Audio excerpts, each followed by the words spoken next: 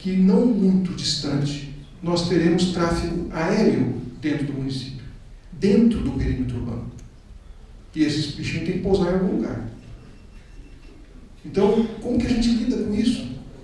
Nós estamos aí fazendo revisão de plano diretor e ninguém está discutindo essas coisas? Quer dizer, não vão ser atropelados por um negócio que está na imprensa, a gente já sabe. A Noruega está banindo em 2025 todos os carros movidos a combustível fóssil.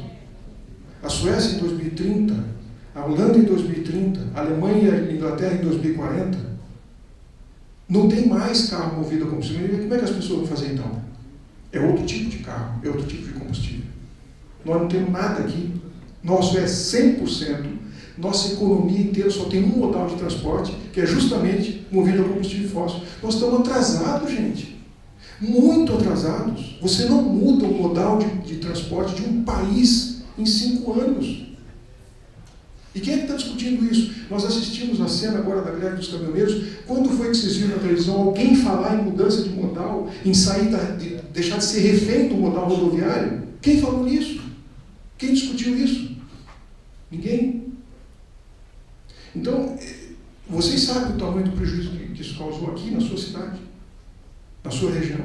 Vocês têm noção disso? Vocês têm ideia de calcular? Sabe de uma coisa? Nós fizemos uma conta esses dias. O prejuízo causado pela greve dos motoristas agora dava para ter construído a ferrovia Dourados-Paranaguá. Só para vocês terem uma ideia, o prejuízo causado dava para ter construído a ferrovia inteira. Essa que nós estamos com o edital na praça.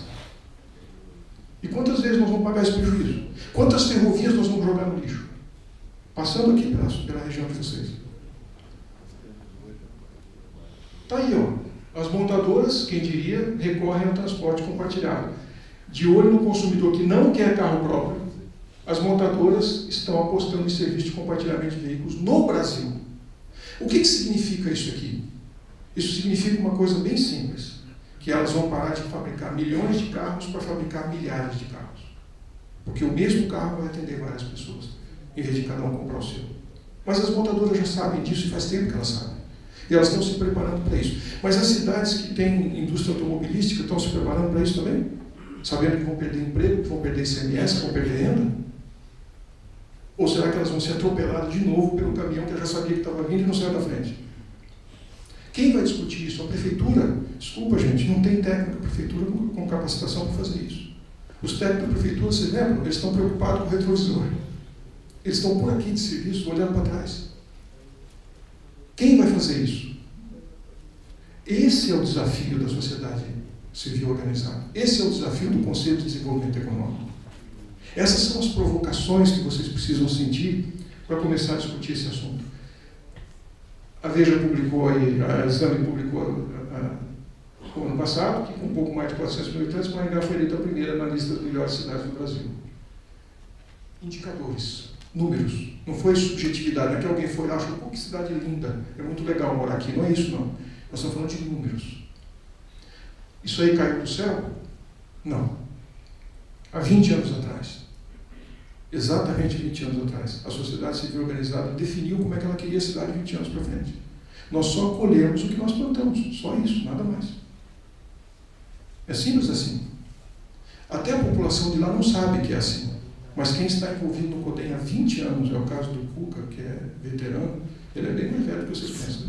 Mas ele está nisso há 20 anos, ele tinha até cabelo na época. 20 anos, gente, trabalhando no Conselho voluntariamente, emprestando a sua experiência, a sua capacidade para ajudar a resolver problemas da cidade, a definir indicadores que a gente estabelece com antecedência. Antes do prefeito atual assumir, foi proposto para ele quais seriam os indicadores com que régua a gente, sociedade, iria medir o resultado da gestão dele. Então, aqui os indicadores que nós queremos em dezembro de 2020, quando terminar o seu mandato. Essa é a régua que nós vamos usar para medir o seu desempenho. Mas quem criou os indicadores, quem desenvolveu? A sociedade, não foi a prefeitura. Ela estabeleceu a régua. A cidade está preocupada com o que nós queremos pela frente. E esse é o desafio do Peter Drucker. Planejamento de longo prazo não lida com decisões futuras, mas com o futuro das decisões presentes. O que nós decidimos agora, ou o que é pior, O que a gente se omitir de decidir agora é que vai formatar o nosso futuro. Então, eu agradeço a vocês a atenção, espero que de alguma forma tenha sido suficientemente provocativo para que vocês continuem nesse desafio. Ele é muito maior do que a gente pensa. Ele é muito mais amplo, mas também é muito mais estimulante, porque é isso que vai formatar o que nós queremos deixar para aqueles que vêm depois da gente. Obrigado.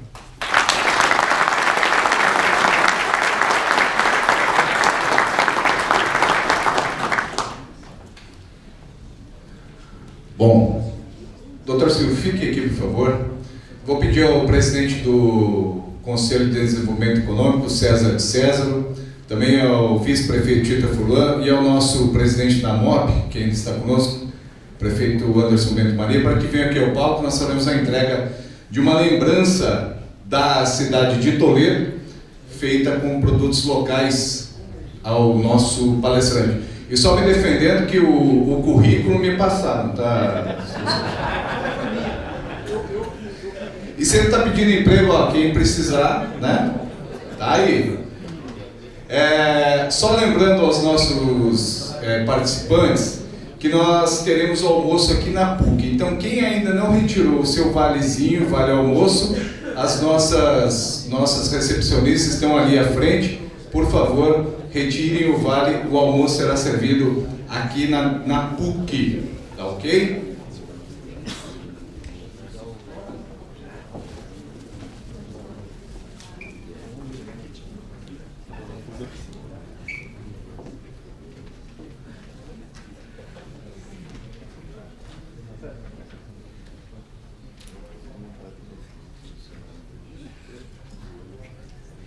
Peço uma salva de palmas para o Silvio Barros.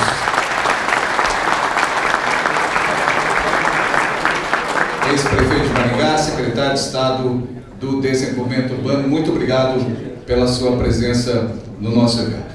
Passamos agora para o painel 1, que tem como tema diagnóstico econômico do município e o planejamento estratégico como ferramentas norteadoras das ações de um Conselho Municipal de Desenvolvimento Econômico. Por isso, convidamos para se posicionar aqui no espaço de debates o moderador, o senhor Marco Tadeu Barbosa. Ele é formado em Direito e trabalha há mais de 30 anos no mercado imobiliário. Foi presidente da Associação Comercial e Empresarial de Maringá e também vice-presidente do Desenvolvimento Regional da FACIAP. Atualmente é diretor do Secov. Convidamos também o debatedor, o senhor João Ricardo Tonin, graduado e mestre em Teoria Econômica pela UEM, Universidade Estadual de Maringá, e tem experiência em docência na graduação e pós-graduação. Convidamos ainda o debatedor Dimas Braganholo, ele é diretor executivo da Associação Comercial e Empresarial de Foz do Iguaçu e do Conselho de Desenvolvimento de Foz, o CODEFOZ. Informamos que o moderador e os debatedores terão 25 minutos de apresentação cada. Após este tempo, teremos mais 30 minutos para perguntas escritas que poderão ser feitas pelo público e entregues às nossas recepcionistas que estarão circulando pelas laterais do auditório. A partir de agora, então, iniciamos o nosso primeiro painel. Bom dia de novo. Vou começar passando então a palavra. Toninho? Depois a gente faz essa intervenção. Bom dia a todos. Gostaria de agradecer o convite, o Mário pelo convite, ao César também, ao presidente Marco Tadeu. Eu fico muito emocionado e é muito difícil falar um pouco depois da fala do Silvio. Ele sempre me coloca uma situação bem constrangedora. Mas é interessante a dinâmica aqui, eu gostaria só de projetar a frente para poder fazer uma rápida explanação de algumas informações que são interessantes no Conselho. Bem, na dinâmica que a gente trabalha dentro do planejamento, principalmente planejamento econômico, o Conselho, como foi colocado pelo Silvio, ele traz grandes atribuições e também benefícios. Quando eu estive no Conselho, eu tive grandes professores que ensinaram vários conceitos que a gente utiliza, inclusive, para a vida. Então, eu acredito que a contribuição não é só para a sociedade, mas também para o indivíduo. Então, eu gostaria de fazer uma rápida explanação de algumas informações em relação ao que foi trabalhado dentro do desenvolvimento econômico de Maringá, exclusivamente do Master Plan. A gente trabalhou dentro da agenda agora, finalizou a primeira etapa em 2017, e na sequência há toda uma programação de implantação dessa estrutura.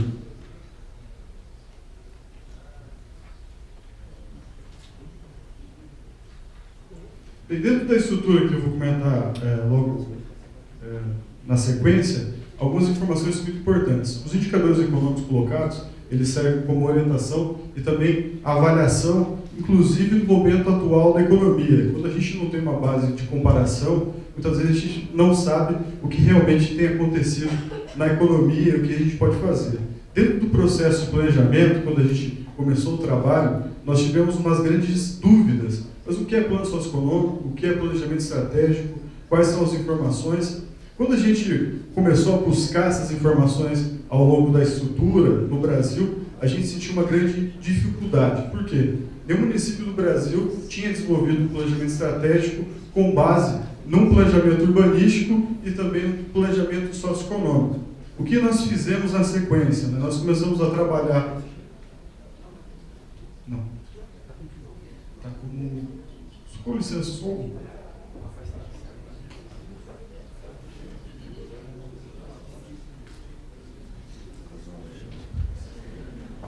Dentro dessa estrutura colocada dentro do planejamento, nós começamos a observar várias situações e vários municípios no mundo.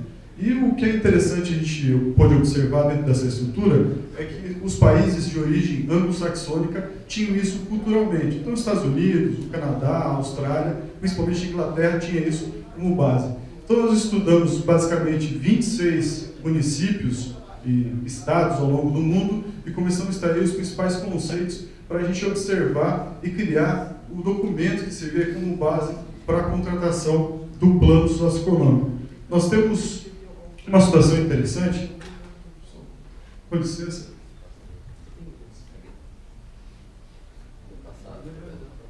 Eu já estava levando embora, né, Cuca?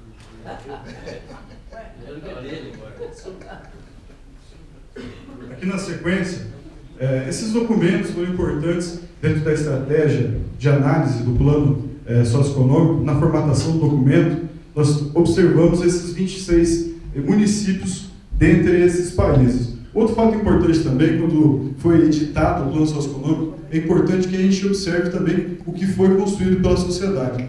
O Silvio colocou muito bem, Maringá tem uma cultura de planejamento, e lá em 96, com a criação do CODEM, foi editado esse documento, Maringá 2020, onde ele possui visões de futuro. Na sequência, lá em 2008, nós tivemos a criação também do Maringá 2030. E a gente pôde observar que várias situações que havia sido planejado em 2020 já haviam sido alcançadas. Com base nessas informações, nós começamos a observar o que faltava, o que é necessário, quais são as estruturas que a gente precisa discutir para editar esse master plan, dado que ele não é conhecido. Como a gente não tinha uma certa experiência no trabalho de master plan, nós começamos a fazer contato com várias consultorias e podemos observar que elas também não tinham conhecimento muito aplicado, inclusive em países da América Latina. Então era interessante esse trabalho ser construído a partir de situações que vêm a partir de situações já criadas. E a grande pergunta que foi colocada pelo Conselho, não vou dar spoiler da palestra do Cuca, que cidade que queremos deixar para as futuras gerações? A preocupação colocada pelo Silvio também com o futuro. Eu vou fazer uma rápida explanação aqui de situações que foram observadas, né? Lá em 2020, os principais itens colocados eram Maringá com qualidade de vida, renda econômica, ambientalmente sustentável, excelência em serviços, atividades de alto valor agregado, tecnologicamente desenvolvidas, internacionalmente competitivas. Quando a gente observou, trabalhou 10 anos depois, nós extraímos os principais conceitos, eles basicamente mudaram de nome, mas se mantiveram. O que isso traz como representação para nós? Basicamente, a sociedade quer a mesma coisa, os caminhos já estão traçados. Então, a gente tem que buscar isso a partir do planejamento. Outro fator importante também, dentro dessa estrutura, é que, a partir do momento que a gente teve uma ascensão de Maringá, da cidade, da região, em relação ao mundo, começou a observar também que é necessário, além do reconhecimento nacional, o reconhecimento internacional. E por isso a gente fez a escolha da contratação de uma consultoria internacional. Um outro fator que eu coloco aqui, que é muito importante dentro da estrutura, quando nós trabalhamos o processo de construção do documento, ele foi dividido em grandes etapas. A primeira visão, que é o norte, a sociedade busca ao longo do tempo, na visão de 2047, que busca ser construída a partir de inspirações. O que a sociedade deseja? Na sequência, nós temos a avaliação da situação atual. Ok, eu sei aonde eu quero chegar, mas qual que é a condição presente? Qual que é a base do início de toda a estrutura? Na sequência, a construção do plano estratégico, e aí a gente utilizou uma metodologia muito conhecida, a matriz de um produto, identificamos 4 setores, a proposição inicial eram 3 setores, mas devido ao resultado nós identificamos 4 setores, e o plano de implementação, como a sociedade, o poder público e a academia poderão participar ativamente dessa estrutura, e foi colocado aqui, além do desenvolvimento do projeto, quais são os indicadores, quais são as metas propostas pela sociedade. Dentro da construção do plano socioeconômico, é importante observar algumas mega tendências. Isso aqui é até um pouco interessante, porque quando a gente une grupos conselheiros que começam a trabalhar isso, é importante esse choque. O Silvio colocou muito bem aqui as tendências. Quando a gente sai daqui, a gente pensa sempre em mudança. Mas quais mudanças a gente precisa trabalhar? Então, nós temos vetores como urbanização rápida, mudanças demográficas, mudanças climáticas, avanços tecnológicos e o deslocamento do poder. Esses grandes vetores, eles foram analisados dentro da estrutura de Maringá e, basicamente, a gente traçou indicadores e informações a partir dessas tendências. Eu não vou me delongar muito nelas, eu gostaria de trazer uma bem interessante aqui, que é em relação às mudanças do perfil demográfico, principalmente em relação à faixa etária. Nós temos grandes mudanças no Brasil. O Brasil, em 2021, terá seu melhor momento em relação à produtividade da mão de obra. Nós temos o bônus demográfico. A gente traçou essas metas a partir de informações de tendências. Então, lá em 2000, pelo censo do IBGE, nós tínhamos 3 jovens de 15 a 24 anos para cada idoso. Em relação ao volume de trabalhadores, eram 11 para cada idoso. Quando a gente começa a passar ao longo do tempo, nós começamos a observar que esse número cai de forma vertiginosa. Então, de 3 passaram para 2 em 10 anos, e de 11